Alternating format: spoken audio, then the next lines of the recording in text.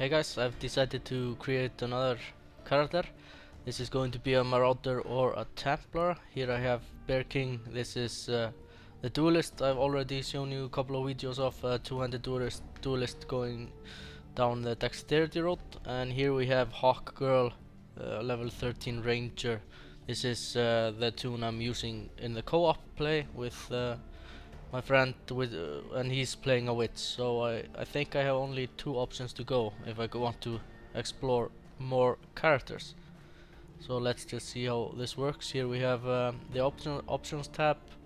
Everything here you can see my card, not that it's a pretty old card, but still works. You have the full screen and non-full screen options and all sorts of graphics options, and audio I have it pretty low. I may increase the volume at a later time to show you guys how awesome the sound effects and the music is. And we have here you can bind some keys and do some sort of key bindings if you prefer doing that. But let's go create a new character. So this is the Templar. Sometimes the world needs a little divine intervention. It looks good. I might go with this one. And then we have the Marauder. Hits the hardest. And a Ranger. I'll just show you her real quick. Pretty neat. And the Duelist. I'll just go through all the characters so you guys see what's up. And in this video I will be showing you just the main areas. I will not record step by step what I'm going to be doing. You guys will just see the main parts. So when I receive new skills, I will show you the new skills I receive with the tune I play, and I will show you the main bosses and some of the neater areas. But if you want a complete walkthrough or a complete view of the game, then you're free to check out my duelist non-commentary videos or the commentary co-op videos that I have already placed. I think 2 episodes. They're a bit long, 1 hour I think each video. So we're going to go with the Templar, and of course hardcore league. It's we're no sissies. We're going to do what we can here. So he's probably some dual wielding staff user, but we're going to name him. What should we name him? I think White Bear. Isn't that like something that could work? I see. Instances reset after being empty for 50 minutes. I was wondering about this feature because you can clear a whole instance. So I'm just gonna briefly show you this area. You awake as an exile on this sea here, and you get the beginning item, which is a dual-handed staff that has 3 slots. We're going to be using this staff probably quite a while until we get more items. You and I, we're the only ones that made it, not counting my quiet friend here. Why didn't they just bloody execute us back in Oriath? This little splinter sticking out of me, missing all the important bits. Though I saw smoke at those ruins up at the beach, get some help and I might just... And now it changes into... Oh no, the zombie here eats him and kills him. Poor man, poor man. So the beginning area is just a beach with quite a nice view, you can walk pretty much in the water here, and you can a yellow item just at the start. This seems to be a good run here. I've never gotten a yellow item at this beginning area here. So guys, we're back and I have equipped a plate vest and iron gauntlets. So and we still have to identify these things, but I think the first encounter is showing up here. Kill Hillock. So we're going to kill him with our 200 staff here, beating the shit out of him. or excuse me, beating the life out of him. And he hits pretty hard for this Templar because it's probably better for a ranged character to, because we have no skills at the moment, so getting up in his face is not ideal, but it works. So here we have the first area, shore encampment. Right click on a player or a message from them in chat to invite them to a party. This is all gone over in the co-op replay, and here we see a lot of dead corpses that have probably fought Hillock and lost. And here we are in the main area encampment in Act 1, and we have Nessa here. She's your girl to go to if you need potions, or if you need like let's just look at it. It's a pendant and sass and rods and such magical items. And then we have Bestel here, and this guy is mainly just for information. He got saved by this guy here, Tarkley, and this guy is fine work with Hillock. This guy is the warrior of the town, and he rewards us by killing Hillock with item of our choice. And as you can see, we have melee and intelligence. Of course, the blue gems here are for intelligence users probably, and the red one is for strength. So we can gather from that the Templar is a hybrid class of strength and intelligence. But which one do we want to pick, I wonder? We want freezing pulse. I think that's a good choice to get. So let's equip it. Let's see what it does. And we have it here, the freezing pulse. I think the duelist has this skill as well. And in the stats, the stats is shared. So you can the stats is shared between the characters. So you can keep an item and make another character and such. And as you can see, I have a yellow staff here, but we're not gonna cheat and we're not gonna use it. I'm just gonna use this one here. I think they do similar damage even despite everything.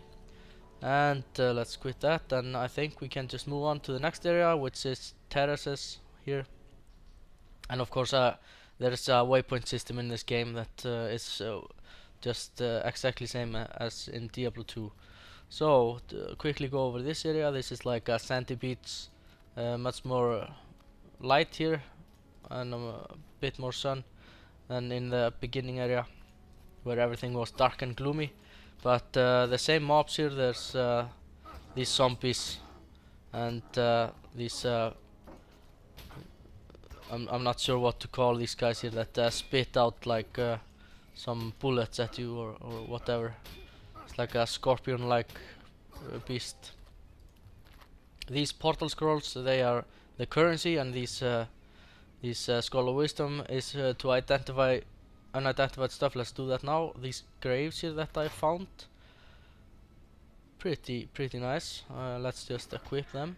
They have plus mana and some increased movement speed, so good there. And the potion system, of course, I've explained that some while ago. There's you can find rare and unidentified magical flasks that have some special stats. As you can see, the beginning flasks have no special stats whatsoever, but I found tier 1 minor life flask of adrenaline, and that can increase movement speed during recovery. So if I use it and I'm recovering, I have a bit of a increased movement speed.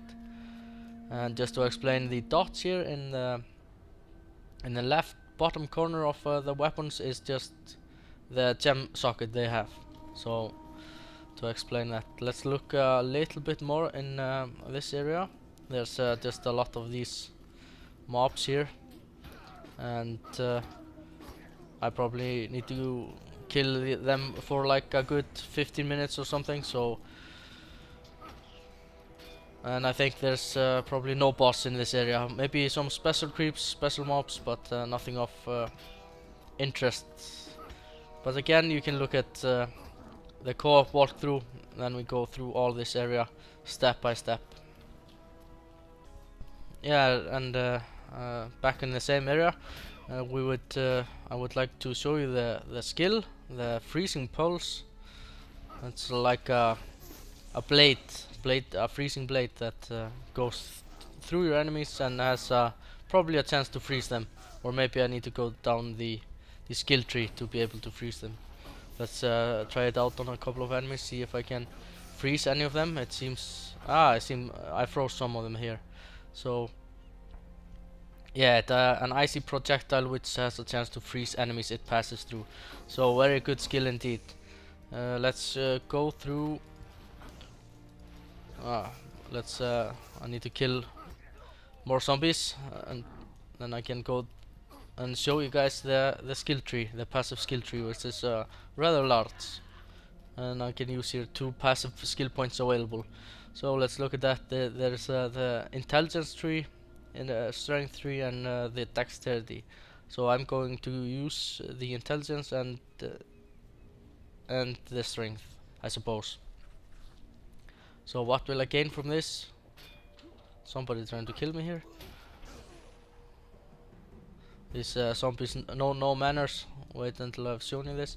So I have here like plus physical damage, plus life and such. I can go here for a lot of increased physical damage by so one-handed here and a two-handed on the other side, and then it branches down to many different routes. Here we have physical damage increased by maces, and here we have some accuracy that leads to more armor, and there's a lot of planning involved in this. Here we have increased cast speed, more mana, increased cast speed, and more cast speed, increased mana, and critical multiplier, and energy shield. And here if we go down to the left, we have increased elemental damage, that's what we're looking for, and we have here fire, wall lightning, and cold. So we will probably pick one of these. Probably freezing pulse is a icy projectile, it's a cold, so we will probably go down this road here. So let's but what happens here? A critical strike rating and mana, and more critical strike rating. And if we go down here to the right, reduced mana cost and physical damage leads back as mana. That sounds good. But here we all have some increased dagger damage, so that's gonna be, and increased by claws here, so that's probably pretty useless. So we're going down this road here, and we will continue down this road. So guys, here I see a spell that dropped for me. I'm going to show you that. Here we have shield charge. Charges at an enemy, passing it with the character shield. This knocks it back and stuns it. Enemies in the way are pushed to the side. This attack cannot miss. Damage and stun are proportional to distance traveled. And it does some increased movement speed and increased damage and such. But I'm afraid my Templar doesn't use a shield. Maybe he can though. Maybe I can go down the one-handed shield road at a later time. We will see. We will wait and see. So guys, I think we are approaching the next area. Just running around kicking these seagulls away. So we have the map as well. I didn't show that you can scroll the map with the left and right and the arrow keys, and your character will be like the orange X here, and if you're in a co-op, the other player will show up as a green X, so you can always find each other, etc. So let's look at the next area, and the game reminding us to use our passive skills. And here we have one waypoint. We are at our first waypoint, and we are not this is still some kind of a beach, but not exactly the same. There are some different mobs here. These ones here, the roas, and they are described in the encampment like big chickens, and I need to be careful not to get surrounded by them. And we have the regular zombies or the dripping dead. They swam all over here to kill me or kill anyone who crosses or tries to cross this area. And yeah, this is just a similar area to the other areas, in the fact that we are at the sea, and yeah, and there are corpses all around and zombies trying to kill you and such. But yeah, there's more like there's some dead trees and some green stuff on the ground, and so they're trying to make the area a bit different. Here I encounter a special boss. I've seen this boss in each of my playthroughs with each of my characters. So this is some standard in this area, the Uzbek Bloom. Not a very difficult, and you see I just inked level 4, so I can allocate and you can see this is a driftwood staff with a red slot, and I don't really need a red slot. So even though it's a magical item, it will not be so beneficial for me because I need the blue slotted staff. Corpses all around, and as you can see, the yellow special boss there didn't drop anything of value.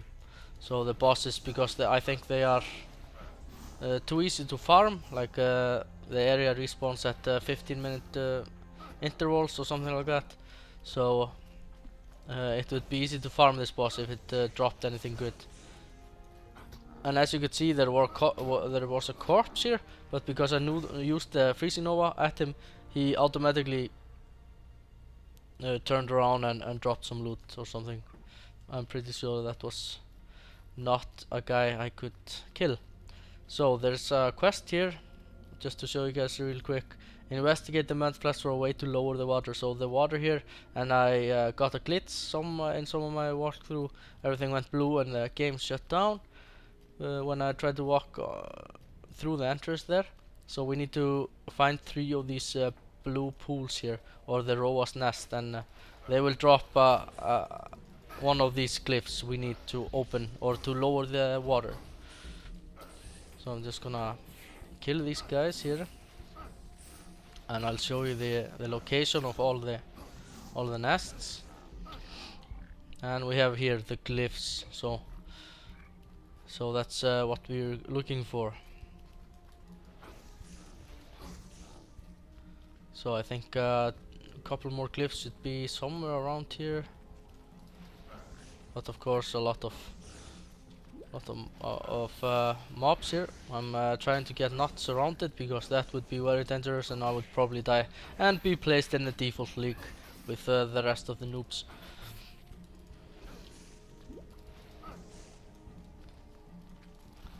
So the game throws at you plenty of monsters to deal with. They are usually easy to handle, but if you get surrounded, then you might be in a bit of a trouble. And I'm just having the map open because I want to see if I see any blue pools or something that I need to pay attention to.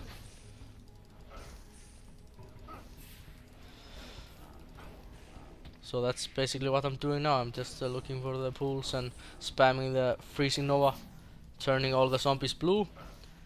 And I think yeah, there's one. We see it on the map. It appeared there. And all the mana potions I'm using, it regenerates when I'm fighting, and as long as I fight, it regenerates. And it's the same with the skill. If I have the skill equipped, I don't need to use it. With every kill, the skill gains 1 experience. I think the freezing nova is now currently level 2. So this is a pretty neat skill. It's AoE.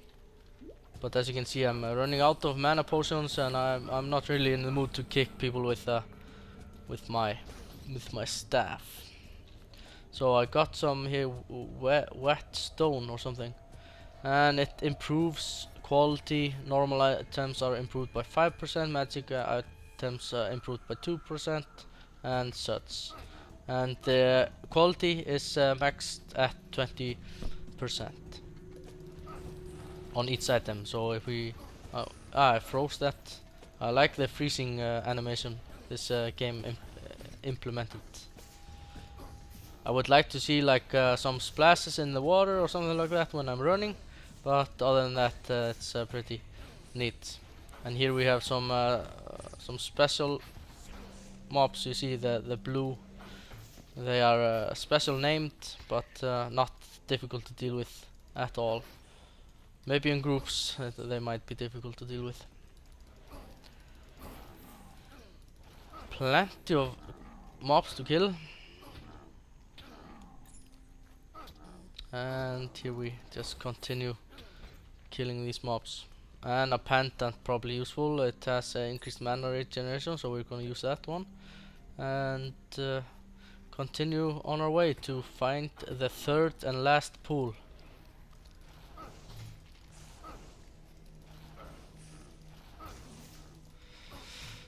And as you can see, my mana potions are regenerating slowly but steadily.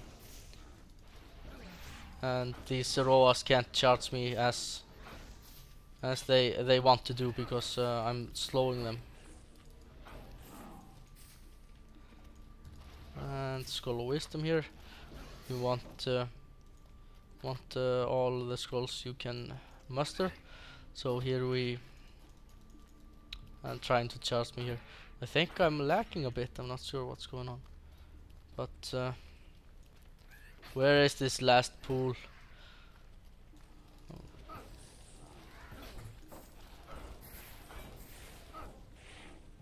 And I think when if I clear like the entire area, then I need to leave the area for 15 minutes, and then it will be able to. Then I will be able to re-enter it and kill some more. And here's the last pool. Is this a last pool? Yes, this is the last pool. And as you can see on the map here, 1, 2, 3 pools in like yeah, in triangle shaped on the map. So here we are. I've strange glyph wall. Let's press it. Let's see what happens. The Tidal passes is now open. Speak to Tarkley for your reward. Let's just speak to him right at this second. Hold shift to attack from your current position. Very useful information to have if you're a ranger. And here we get the reward. You can't sell any equipment. It's not been implemented just yet. And we already know that the blue ones are intelligence skills and the red ones are for melee attacks. And I'm some sort of hybrid. We have here a fireball, not so useful because we're probably going to go down the cold road there on the. And we have raised zombie level 1. I think that's a good idea, so I'm going to pick that one and put it in my. Just in my feet here. My yellow, beautiful graves. So now we have a new skill that's already here. You can right click on any of these tabs here and pick whatever skill you want him to use, or each mouse click. So we can just go back to our portal, and I can drop these things here, destroy them. They are pretty useless at the moment. Here we have some extra life, that's good. So let's destroy this one and put this one instead. And this one has some more armor and cold resistance. It's better than what I got. So let's destroy that as well and enter our portal. So the water should be low enough to enter the Tidal Pass. It's level 1, and I'll show you a bit of the monsters there. So here we are in a dark, gloomy cave with yeah, it's just dark and gloomy. That's about it. And here we have some strange cursed spawns. And I got a level. I'm level 5 at the moment. So there's basically 2 types of monsters in this this cave here. There's the cursed spawn, which you can easily deal with the AoE spells you got. A melee character would have a bit more trouble here, but he can also equip, of course, spells. There's mainly no restrictions in this game. So we have also these what they're called, some, let's find another one so I can, yeah, here it is, it's cave crust something. And if I freeze this mob here, he will not spawn the little one. I didn't freeze it, I only chilled it, that's why it spawned. But we already tested this in the co-op, and it's true that if you freeze it, then he will just break and nothing will come out of him. Yeah, and yeah, as you can see, I can easily deal with all these cursed spawns without sacrificing too much. So I've been killing a lot of cursed spawn and a lot of the other guys I can't remember, but I forgot to show you guys the erase zombie skill, so let's use that. This skill is also, the witch in the co-op gameplay has this skill as well. So it's just a bleeding green zombie here that will tank stuff for you and does pretty decent damage. I'm not sure the life of it, I can probably read it here. It has 119 life, and you can, with increased skill level, you can raise more and more zombies. I'm not sure about the cap, but you can raise more with time. And of course, never forget taking your waypoint. And here's some special cave here, the flooded depths. I'm actually not going to go in them. I don't think I need to. We will soon find. I'm going to check it out. Yeah, you don't need to go through this flooded passage here. You can do it. I think it can bring you some decent experience and some decent loot, but there's some special mob down there that I've already killed in the co-op. I think you guys can just check it out there. I just don't like the environment in this dungeon. It's all dark and gloomy, and it makes me want to get up and into the sunlight again, if there is any sunlight in this game. But yeah, here we have a waypoint, a new waypoint, Tidal Passage level 2. And so we need to get out of this. I think the level 2 will not introduce any new mobs or anything of any new information to you guys. But as always, I will show you any new skills or any new mobs that appear in this place. We have a new contender here, Merville's daughter. I thought somehow that they would come a bit later in the game, on the later stages, but I'm wrong about that. So they are currently in this dungeon here. They're a bit difficult to deal with sometimes if they are in numbers. And as you can see, the environmental, so the view is quite scary here. There's like I'm standing on some stairs here that don't seem so trustworthy, and below me is just rocks and some place you don't want to fall. Of course you can't fall. I don't think you can. Maybe you can, I'm not sure, but I'm pretty sure you can't. But they're adding this scare factor here, if you can look at the view here. So that's pretty neat of them. And this stairs here, it reminds me a little bit of the Arcane Sanctuary in Diablo 2. Of course that's I'm mainly talking about like the roads you take, the different paths. And as you can see, the skill the Merville daughter uses, you can see it here, she uses AoE cold damage or something like that, and it can actually freeze you, and if it does, then you might be in some trouble. So more stairs here just to have,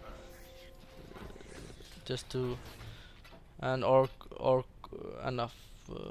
of augmentation. That what does it do? To add a mod if it has a slot free.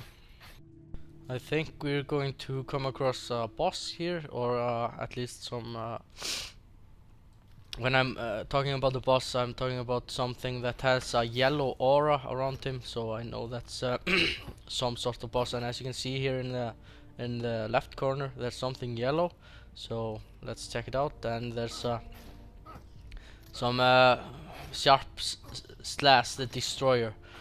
Not that difficult to deal with, but he does spawn a little one that starts shooting at you. Let's just freeze the bastard.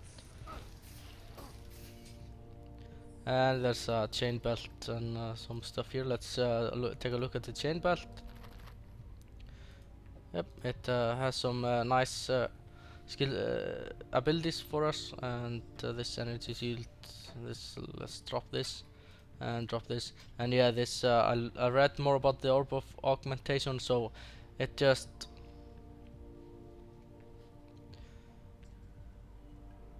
it adds a mod. Let's just try it out on this here.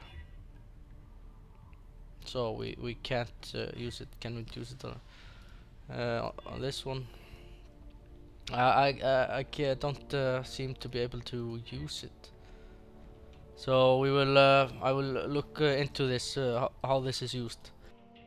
So here we have the lads. So we're going to get the crap out of this this dungeon there.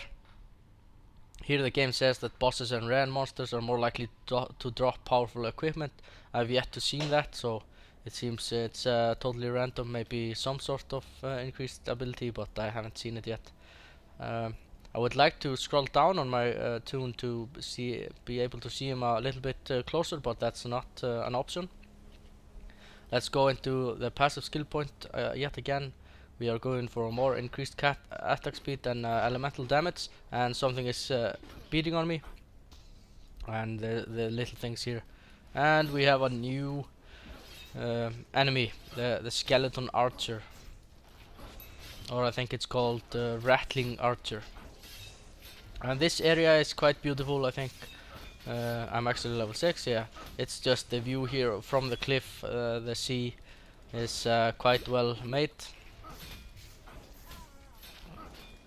So and it flows quite nicely, and I hope they add before the final is released. I hope they add some sort of function so I can rotate the camera. Yeah, there's a yellow skeleton here. Malice Stalk Archer. I only needed like 2 hits on him and he was dead. And I have yet to show you guys one other thing. I have another passive skill point. But what I want to show you is there's no attributes. You do not assign attributes, so you do not put skills in like in the attribute intelligence or strength, dexterity, wisdom, or anything like that. But what you do is you pick a passive skill, and that passive skill gives you some attributes. Like for example, this increased cast speed here, passive 4% increased cast speed gives you 2 strength, 2 dexterity, and 6 to intelligence. And then we have, just for example, we have here melee damage, 5% increased melee physical damage. That grants 6 strength on the other hand, and 2 dexterity and 2 intelligence, and so on and so on. So you are actually affecting the attributes on your character by picking the skills, the passive skills. And yeah, like I said, I would like to rotate the camera because some areas, and you can see it in a co-op, I was quite unhappy with the way one area looked to me, and I think actually it was this area here, and it showed me like I was walking in this direction, like I was walking here, and the mobs were coming in this direction, and then you can't see anything what's coming your way. So that was quite annoying, I thought. And here are just some archers, and as you can see, the beautiful view here. Maybe they could add a stair here down to another dungeon or something cool feature like that. But who knows, this is just a beta still, so a lot of things yet to be implemented into the game. I think there's here we have the waypoint for the lads, and let's look at the shore or the encampment. So flasks on your belt refill as you kill enemies, so that's a neat feature there. But I think I will get a quest somewhere here. Yeah, Tarkla is going to give me a quest, and this quest is about killing Brutus. Brutus was once Yeah, Brutus was once a prison warden, and he was great in physical strength and in respect as well. But he made some sort of pact, and finally he got laid with a curse upon himself. So, so that was the backstory behind him. They don't tell you exactly why he put a curse on himself, or who put a curse on him, but that happened. So he is waiting in the prison in some area there, and I need to go. That's the next dungeon or the prison I need to run through after this area here. And I think something dropped. No. Yeah, my race zombie skill is at level, just for your information guys, it's at level 3, and at level 3 I have the option to raise 2 zombies at one time. I'll just show you that a little bit here. So I can raise 2 zombies here. Quite a neat little trick. They're quite handy in tough battles. Yeah, I would like to show you guys one little detail that I noticed. All the lying corpses that are around have many different animations. Like this one is lying on his stomach. This one is I already turned this over, but here one is like sitting with the axe in his head. So there's many different variations of the corpses. So that's quite little thing they did there. And here's some two-handed sword. I'm not gonna use that one. And here we have a special boss here, Bone Eater. So here we can see in action the zombies just tanking the damage, and they were tanking earlier for me as well. You guys didn't see that, but as you can see, he has quite a lot of arrows in him, and nothing of value. Or maybe this one. Let's look at the copper circlet here. This is a headband, more to accuracy, quite useless, but increased energy shield and 6% faster block and stun recovery. So that might be something to consider. Let's use that one. Here we are guys at the next area, the rocky climb. Let's go and explore. Yeah, and here partying with other people makes enemies harder and rewards you with better loot. So that's maybe why me and Dan, which is playing with me in a co-op, might be getting a bit better loot from time to time. We're getting quite a lot of yellow items and such. And here we have this area looks quite similar to the other area, but not at the sea, but inland. I need my zombies to tank here. I'm just gonna show you the new enemies I'm facing here, and that's some sort of a wolf or something like that, undead wolf, and the goat man, I think they're called. Skeletons prove no challenge, and I'm actually thinking about taking one more mana potion up and using that. And we have the Helion. Yeah, that's something from like Heroes of Might and Magic and such. I remember some race having a Helion at their disposal. And we have the Goatman. I think that's it for this area. That's new in terms of monsters. And the way these Goatmen work, they try to jump you at afar, and the Helions just rush you as fast as they are able. Yeah, I'm gonna see if we can get a jump in action here. Yeah, there you can see the jump there. That's something they're trying to do.